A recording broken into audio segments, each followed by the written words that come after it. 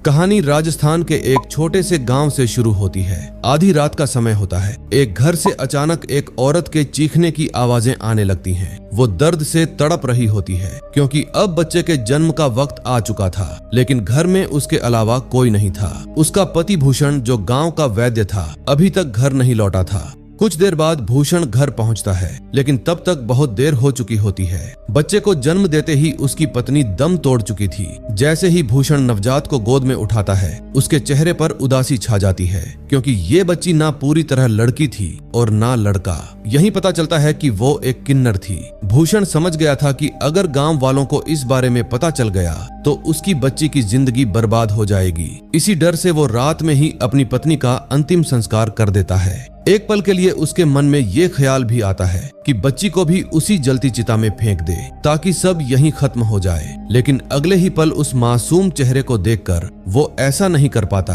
आखिर माँ ने भले ही उसे 9 महीने कोख में रखा था, लेकिन भूषण ने भी उसके आने के कितने सपने देखे थे। वो तय कर लेता है कि चाहे कुछ भी हो जाए, अपनी बच्ची को खुद से कभी दूर नहीं करेगा। उसी वक्त वो उसका नाम खेजड़ी रख देता है। सुबह होते ही गांव वाले उसके घर के बाहर इकट्ठा हो जाते हैं। सब पूछने लगते हैं कि उसने रात में ही पत्नी का अंतिम संस्कार क्यों कर दिया, जबकि गांव में ऐसा नहीं किया जाता।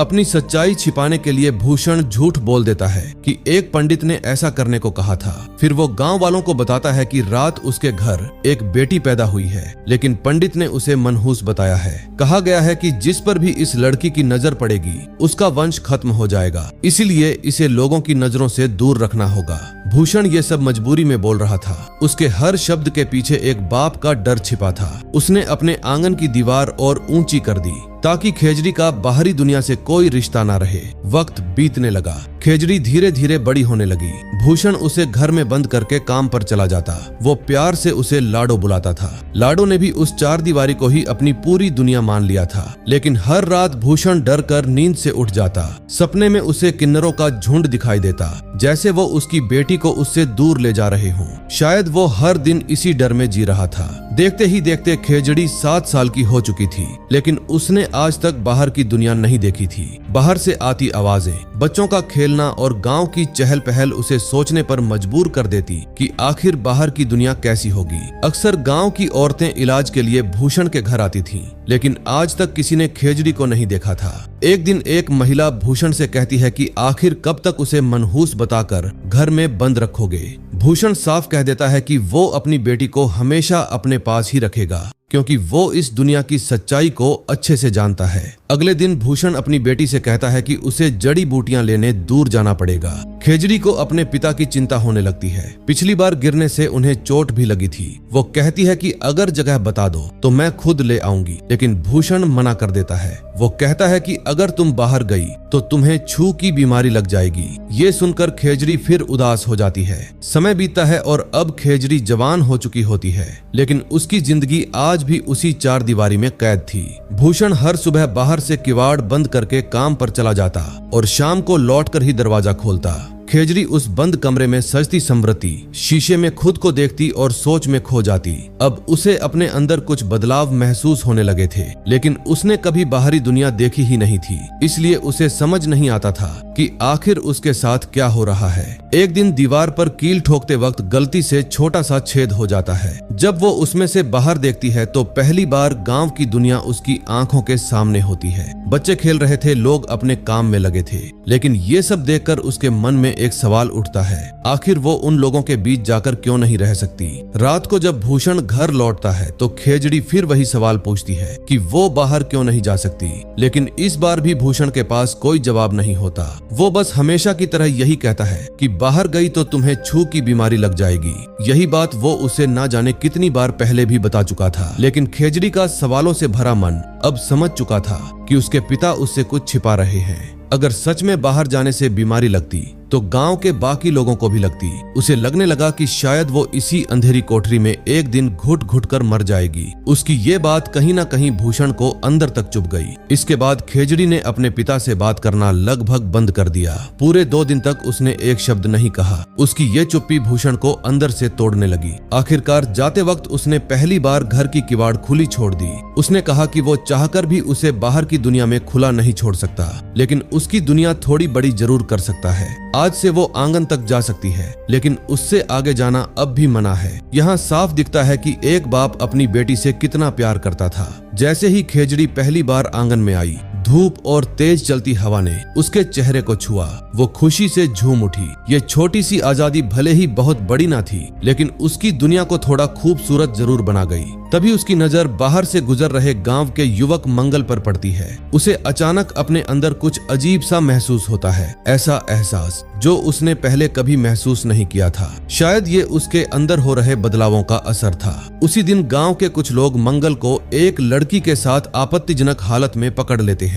गुस्से में वो उसे बुरी तरह पीट देते हैं। इधर भूषण घर में होता है, तभी बाहर से आवाज आती है। बाहर निकलते ही वो देखता है कि मंगल का पिता उसे लगभग बेहोशी की हालत में उठाकर लाया है। उसकी हालत बेहद खराब थी। भूषण तुरंत उसे घर के अंदर ले जाकर इलाज शुरू कर देता है। उधर खेजड़ी दीवार के छोटे से छेद से ये सब देख रही होती है। मंगल के गुप्त अंगों पर भी गहरी चोट लगी थी। यहीं से खेजड़ी के मन में उठ रहे कई सवालों के जवाब धीरे धीरे साफ होने लगते हैं। उसे स्त्री और पुरुष के फर्क का थोड़ा अंदाजा होने लगता है, लेकिन अपनी पहचान को लेकर वो अब भी उलझी हुई थी। पूरी रात वो गहरी सोच में डूबी रहती है। अगली सुबह मंगल अब भी भूषण के घर में आराम कर रहा होता है। उसका पिता हाथ जोड़कर भूषण से कहता है कि किसी तरह उसके बेटे को ठीक कर दे, वो जिंदगी भर एहसान मानेगा। लेकिन भूषण झूठी उम्मीद नहीं देना चाहता था। वो साफ कह देता है कि गहरी चोट की वजह से अब मंगल ना पिता बन पाएगा और ना ही एक सामान्य शादीशुदा जिंदगी जी पाएगा। ये सुनते ही मंगल जैसे अंदर से टूट जाता है, क्योंकि उसके हिसाब से उसकी पूरी जिंदगी ही खत्म हो चुकी थी। उधर काम पर जाते वक्त भूषण खेजड़ी से कहता है कि बाहर वाले कमरे में मंगल आराम कर रहा है, इसलिए वो अपने कमरे की किवाड़ बंद रखे।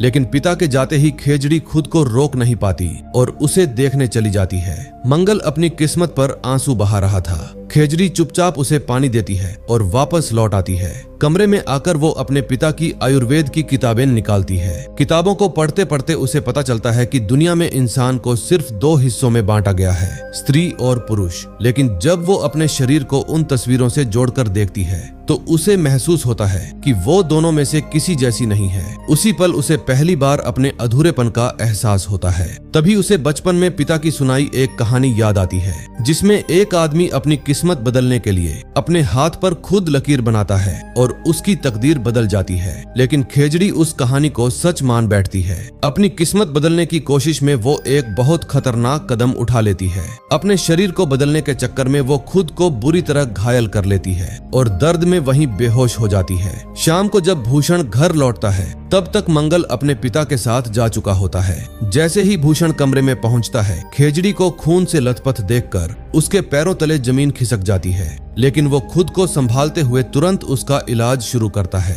भूषण को अब भी वही डरावने सपने सताते रहते हैं। अगले दिन जब खेजड़ी को होश आता है तो वो अपने पिता से पूछती है, क्या सच में अगला जन्म होता है? ये सुनकर भूषण कहता है कि जब वो उसे उसके पिछले जन्म के कर्मों की सजा नहीं मानता तो अगले जन्म जैसी बातों पर भी भरोसा नहीं करता।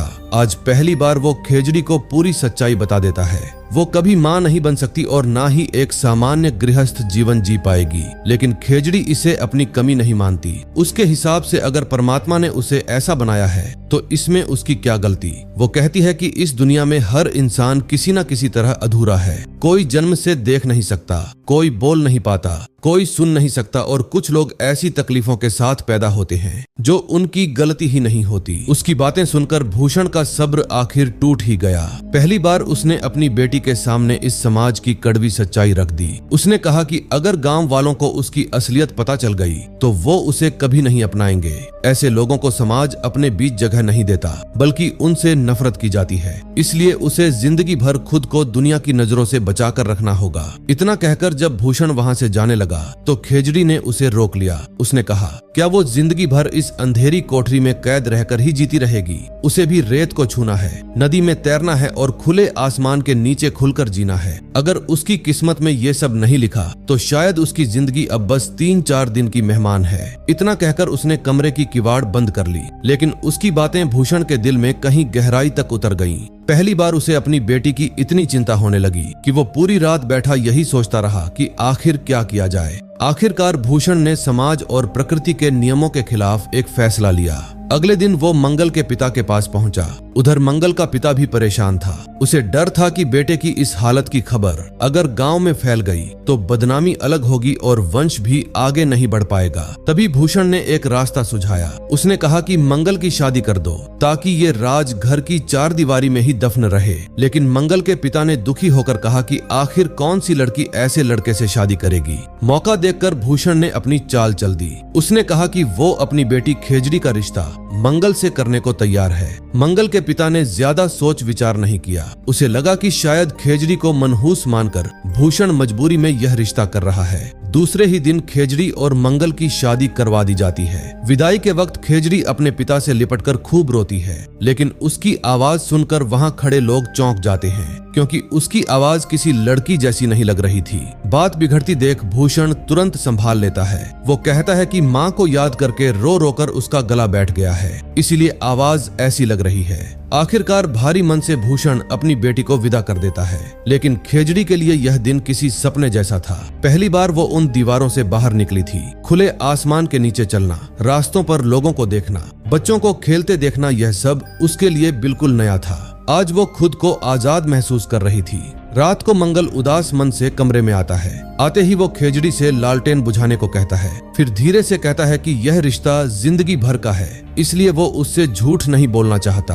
वो कहता है कि जिस सुख की उम्मीद एक पत्नी अपने पति से करती है वो उसे कभी नहीं दे पाएगा। ये सुनकर खेजड़ी को लगा कि अब उसे भी अपना सच बता देना चाहिए। वो भी मंगल के सामने अपनी सच्चाई रख देती है। यह जानकर मंगल एकदम से दंग रह जाता है। कुछ देर की खामोशी के बाद दोनों एक दूसरे का राज हमेशा छिपाकर रखने की कसम खाते हैं। इसके बाद मंगल हल्का सा हंसने लगता है, लेकिन वो हंसी खुशी की नहीं थी, शायद अपनी किस्मत पर थी। हालांकि यह बात खेजड़ी की समझ से बाहर थी। असल में मंगल की शादी धोखे से हुई थी, लेकिन कहीं ना कहीं इसके पीछे भूषण भी जिम्मेदार था, जिसने झूठ की नींव पर यह रिश्ता खड़ा किया। अगली सुबह खेजड़ी पानी लेने पोखर पर जाती है। वहाँ गाँव की कई महिलाएं मौजूद थीं। तभी उसकी नजर एक ऐसी औरत पर पड़ती है जिसकी कोई संतान नहीं थी। वो दुखी होकर बता रही थी कि अगर जल्द बच्चा नहीं हुआ तो घर वाले उसके पति की दूसरी शादी करवा देंगे। घर लौटकर खेजड़ी मंगल से कहती है कि उसे भी अपने पिता की तरह आयुर्वेद इलाज शुरू करना चाहिए। उसने पिता से काफी कुछ सीखा है, इससे घर में कुछ पैसे भी आ जाएंगे, लेकिन इसके लिए जंगल और बीहड़ों में जाकर जड़ी बूटियां लानी पड़ेंगी।